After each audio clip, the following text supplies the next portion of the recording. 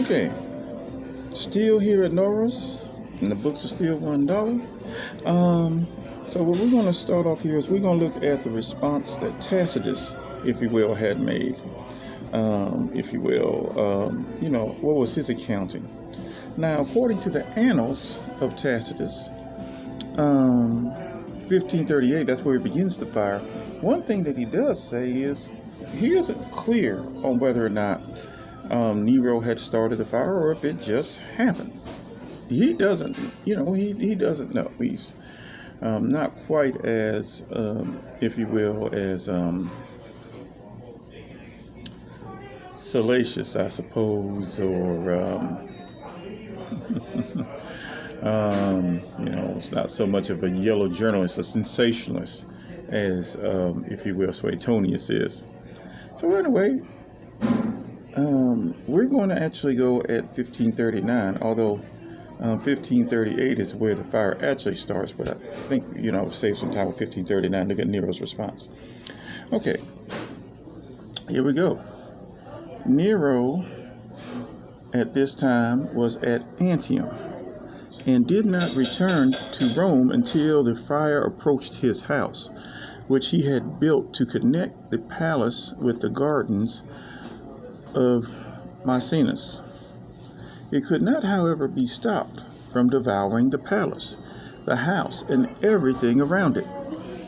However, to relieve the people, driven out homeless as they were, he threw open to them the Campus Martius and the public buildings of Agrippa, and even his own gardens, and raised temporary structures to receive destitute multitude.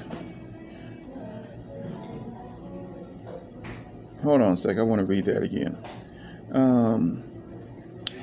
And even his own gardens, and raised temporary structures to receive the destitute multitude.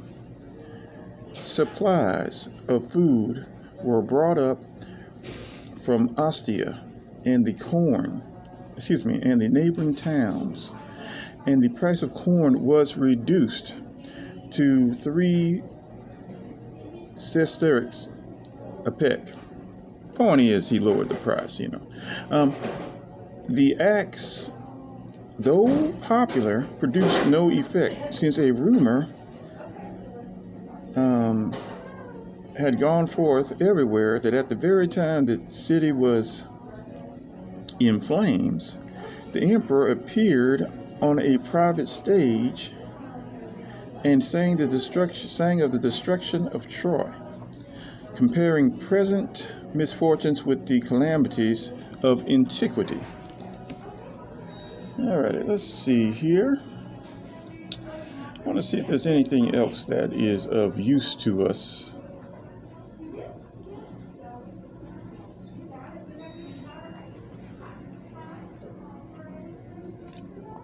All right. After 5 days, this is Tacitus Annals 1540. At last, after 5 days, an end was put to the conflagration. Once again, that's a fire at the foot of the Esquiline Hills, by the destruction of all buildings on a vast space, so that the violence of the fire was met by clear ground and an open sky.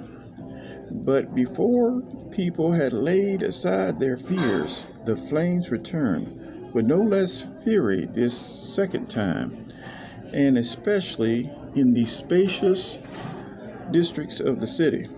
Consequently, though there was less loss of life, the temples of the god and the porticos, which were devoted to enjoyment, fell in a yet more widespread ruin. And to this conflagration there attached the greater infamy, because it broke out on the Armenian property of the Tigellinus, And it seemed that Nero was aiming at the glory of founding a new city and calling it by his name. Rome, indeed, is divided into 14 districts, 4 of which remained uninjured.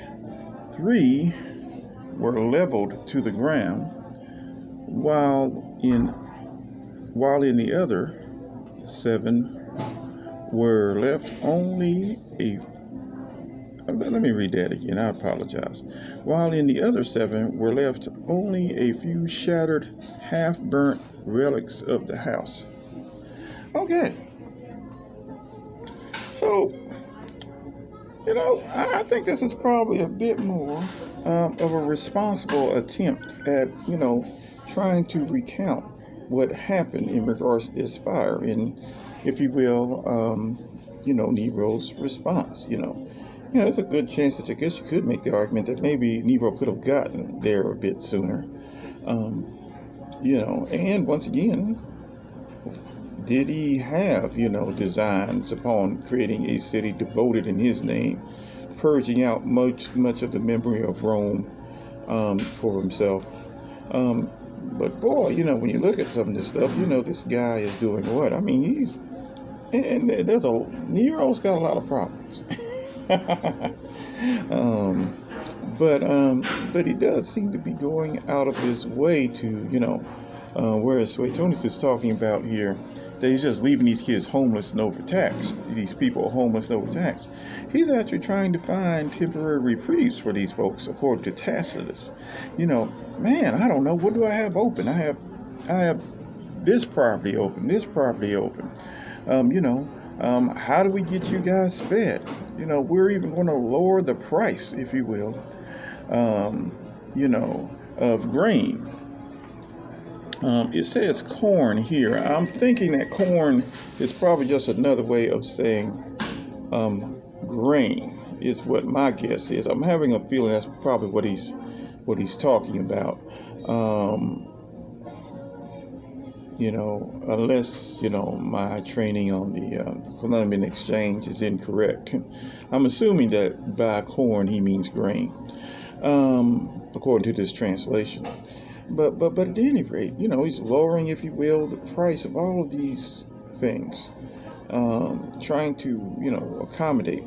Now, it's also true that, like Suetonius, a number of the people of Rome are taken in by a rumor that this is all on Nero, that Nero wanted to do this.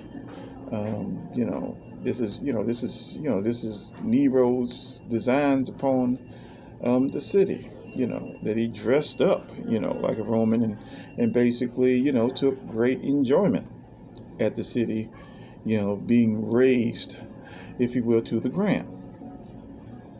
So anyway, I don't know. But at any rate, once again, Nero has quite a few issues, and of course, in this, same breath with Nero, of course, there's the Christian issue.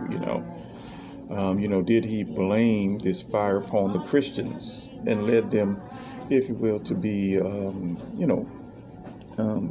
killed, and executed? Well, we certainly know Nero enjoyed doing that, but was it because of, if you will, the fire? It's hard to say. Apparently there's some scholars now who kind of cast doubt upon that. But at any rate, I'm done here. Thank you very much, and appreciate for those who were able to watch this, who did watch this. Who have any questions, I'll do my best. Once again, I'm not a Roman historian, I'm a Southern historian who does teach a lot of world history and just love the daylights out of this stuff. Okay, take care. Bye-bye.